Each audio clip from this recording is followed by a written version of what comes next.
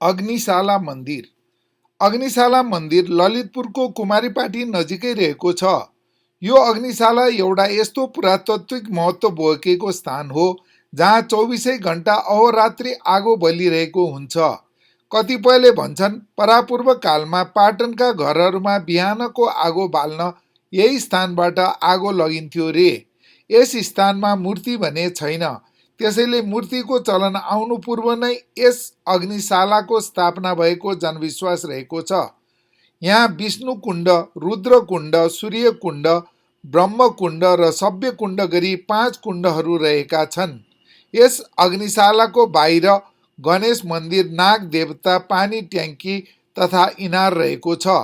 अग्निशालालाई विशाल वरुण वृक्षले ओगटेको छ। वरुण वृक्षलाई भगवान शिवको अवतारको रूपमा मानिन्छ। यस वृक्ष भएको ठाउँमा यथेष्ट पानी हुने जनविश्वास रहेको छ। धार्मिक हिसाबले वरुण पानीका देवता हुन्। अग्निमठ नजिकैका स्थानीयहरूका अनुसार मन्दिरसँगैको इनार कहिल्यै सुक्दैन भन्ने जनविश्वास रहेको छ।